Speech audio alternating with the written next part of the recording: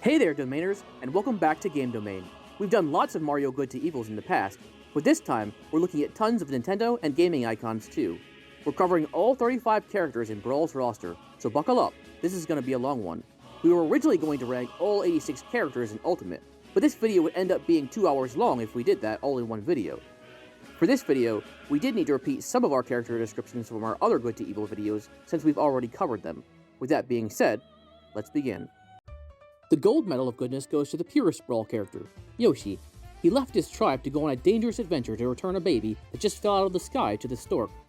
He not only risks life and limb to do this, but also has to put up with baby Mario's annoying crying. We've all seen time after time Yoshi sacrificing himself to give Mario an extra jump, yet he never once complains. Yoshi will do anything to aid you, as he even gives you a 1-up mushroom when you talk to him on the roof in Super Mario 64. We thought about a few characters for this spot on the list, but just could not go with any other than Yoshi. We are giving the silver medal of goodness to the pink puffball himself, Kirby. Much like other heroes, he's put his life on the line countless times for the sake of justice. The only reason Kirby is listed as so much more good than other heroes is because of his origins. Kirby was created by an evil being called Nightmare, and was extremely impulsive and even somewhat aggressive because of it. His early mishaps are entirely excusable since he was literally created for evil, and he isn't impulsive for very long since he quickly turns into the pure hero we all know and love. Next up, we have Toon Link. I don't think I need to explain what makes Toon Link such a good character. He's risked his life time and time again, like many other heroes, but Toon Link is underdeveloped compared to a lot of them since he's only a child. His courageous acts for such a young boy earn him the bronze medal of goodness. Link. Link is barely less good than Toon Link, not because his actions differ all that much, but mainly because he is an adult, so he has more experience in the world and has a stronger, more developed body. Link is an adult now, and is therefore more able to understand the world and accept his duty as a hero. Toon Link has to do the same thing, instead he's a child with limited understanding of the world and his duty.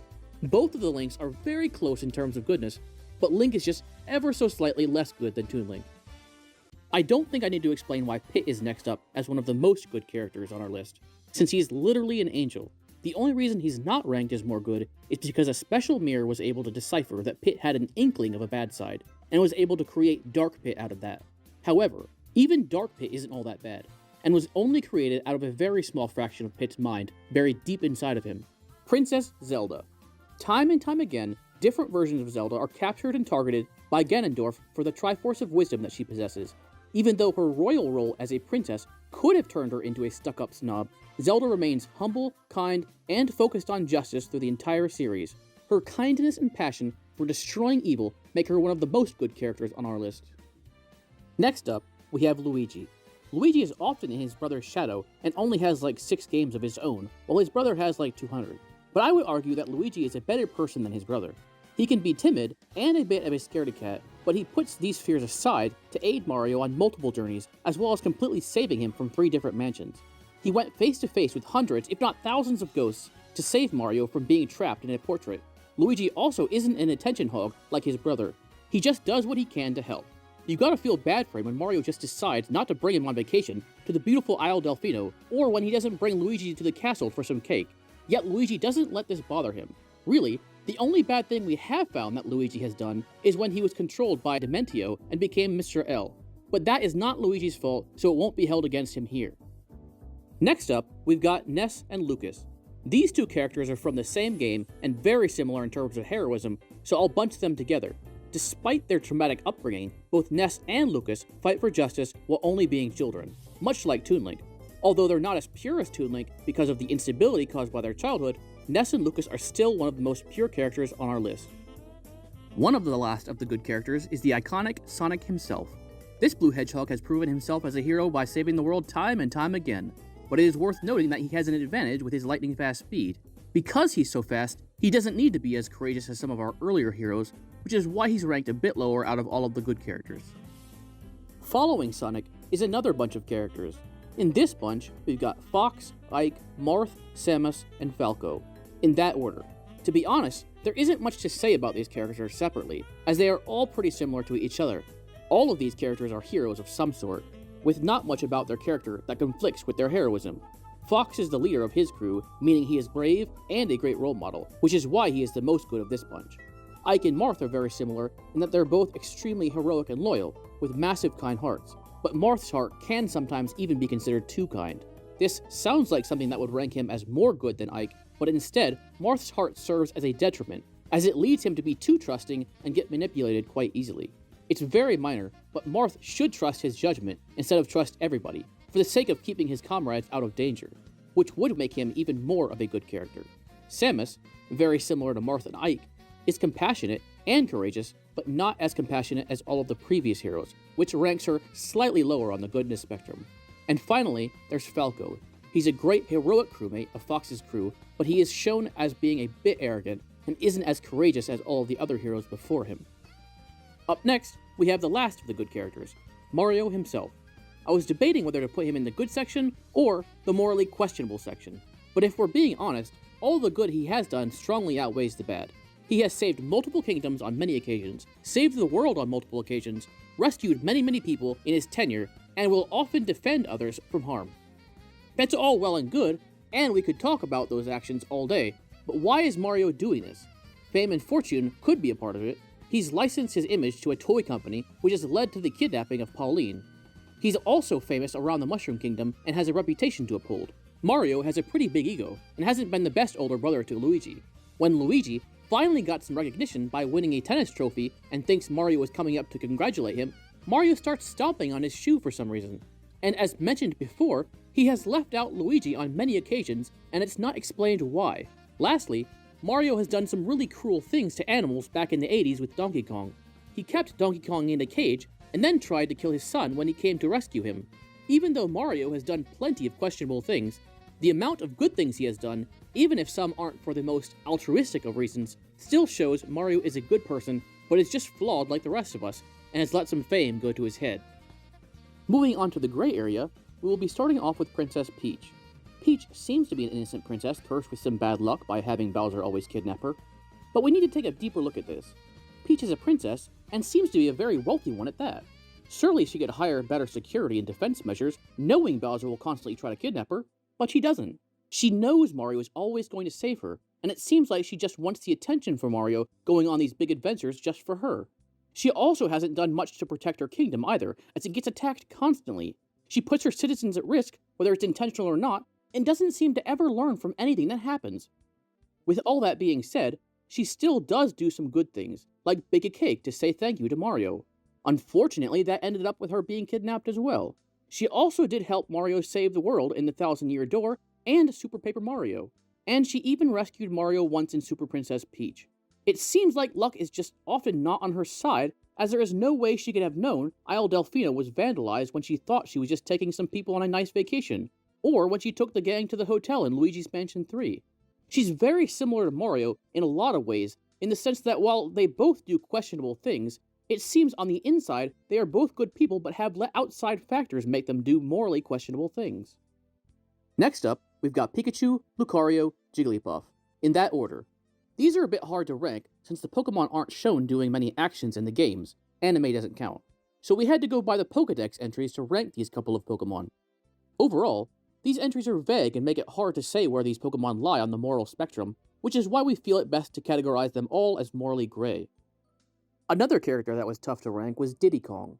He doesn't show all too much evidence of being good or evil in the games, but he hasn't fought Mario as much as his dad, so we felt it fair to rank Diddy as one rank more good than Donkey Kong. Coming up next for the gray area, we have Donkey Kong. Donkey Kong is the original villain in the Mario series, and you would think that would put him in the bad category of this list. However, you may not know that Mario kept him in a cage which caused Donkey Kong to kidnap Pauline. It's even seen in Donkey Kong Jr., where Mario is the bad guy himself, as I mentioned before. However, that isn't it for Donkey Kong. He stole the Mario minis in a robbery and kidnapped Pauline again. Donkey Kong has also done a lot of good though. He has a family which he clearly cares for. He's DK, Donkey Kong. He's the leader of the bunch, and you do know him well. He has finally come back and plans on kicking some tail. Donkey Kong has also stopped the evil King K. Rool, as well as some other villains. Following DK is a character that seems morally conflicted. Snake has been shown to be a courageous hero and advocate for justice time and time again, but he has gone on the record saying that he admittedly enjoys the violence and likes to kill, which isn't something a pure hero would say. If he weren't a hero, I'd have no choice but to rank him as evil, but since he is an advocate for justice, I'll have to put him here in the gray area section. Our next and final bunch of characters is Captain Falcon, Mr. Game & Watch, Ice Climbers, and Rob. These guys were all bunched together because there's really no evidence to show whether they are good or evil. Instead, they are exactly neutral. Much like Donkey Kong, Meta Knight has been on and off of Kirby's side ever since the franchise debuted. It's tough to say whether Meta Knight is even evil at all, since in the games when he was evil, he always had an understandable motive. Meta Knight only wanted to defeat Kirby so that the people of Dreamland wouldn't be so lazy and rely on a hero all the time. He definitely uses evil motives to try and fulfill his dream, but I'd say Meta Knight is just barely a morally gray character and not an evil guy. Now we are getting to the bad to evil category. We'll start off with characters that are more just bad, but not necessarily evil, and we will finish with the worst of the worst in the Mario universe.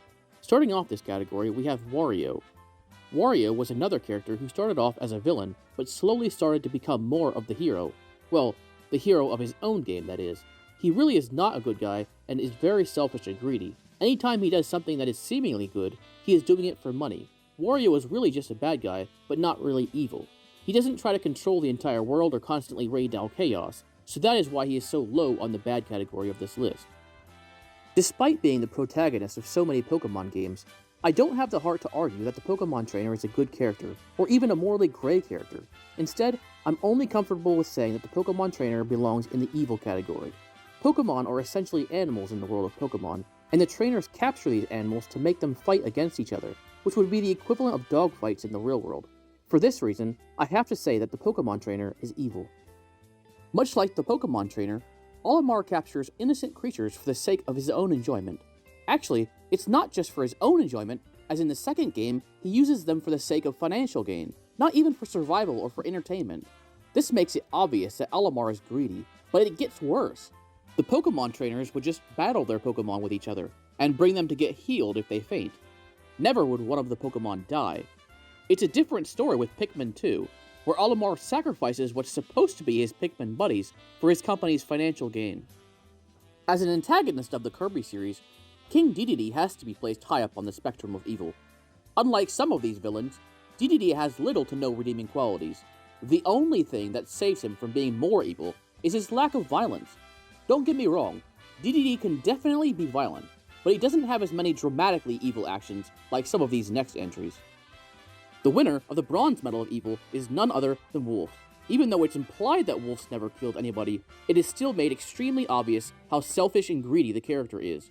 One of Wolf's worst actions was helping Andross in his quest to take over an entire galaxy of innocent people for the sole reason that he might just get a chance to fight Fox. Doing something so dangerous for his own personal gain solidifies Wolf as a greedy and overall evil character. The Silver Medal of Evil goes to Bowser. Yes, he is surprisingly not number one, and you'll see why he isn't.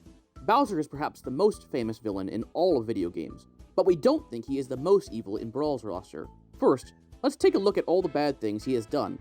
He has kidnapped Peach like 100 different times, tried to take over the world, tried to kill Mario more times than you can count, has forced his children to do his evil bidding, among many other things. He just is not a very nice guy. However, he has done good before, and has shown to be reasonable on a few occasions. Throughout the Mario and Luigi series, he has been willing to work with the Mario brothers when there was an even greater threat. In Superstar Saga, he even lets them go with him on his airship, as well as in Partners in Time. You even play as him in Bowser's Inside Story and Super Mario RPG. And there is one more game I left out where you play as Bowser, Super Paper Mario. When you see him in Chapter 3-1, you fight him, but afterwards, Peach convinces him to join your party on a quest to save the entire world. That isn't it, however. We mentioned how Bowser has shown to be reasonable before, and saving the world is part of that. He's a bad guy, but even he doesn't want the world to be destroyed. In Chapter 8-2, after he defeats Ochunks in a fight, the ceiling comes crashing down. Ochunks saves them all, and tells them all to go ahead without him. Bowser doesn't listen and helps him hold up the ceiling for their brothers to escape. He didn't need to do that, but did it as a selfless act, which shows Bowser has some good in him. Even with all that, we can't ignore the countless atrocities he has committed, and he does have no problem with children doing his evil bidding, so he really could not be any lower on the list. The Gold Medal of Evil goes to none other than the big bad Ganondorf. Unlike Link and Zelda, who are shown in the game to be reincarnated for the sake of justice time and time again, Ganondorf gets reincarnated for a different reason. Before he did, The King Demise, a being made out of pure evil, created a curse for his hatred to be reincarnated into a Gerudo boy, so that he never truly dies. This reincarnation is, of course, Ganondorf. His actions serve as proof that he is, in fact, the reincarnation of hatred. He possesses Zelda, kills the Great Deku Tree, kills his followers, manipulates Zant, and actually even kills Link in one of the timelines, and so much more. I haven't even mentioned the millions of times that he takes over Hyrule Castle. Being the reincarnation of hatred itself, I would have been surprised if anyone else got the gold medal of evilness. Ganondorf truly is the most evil character in Brawl's roster. Wow, that was a long list. If you stuck with us this long, you must have seriously enjoyed this video, so I ask you, if you're still here, please subscribe to get notified of our future videos, as well as like and share this video around. The more shares this gets, the more people see it, and it would really help us out.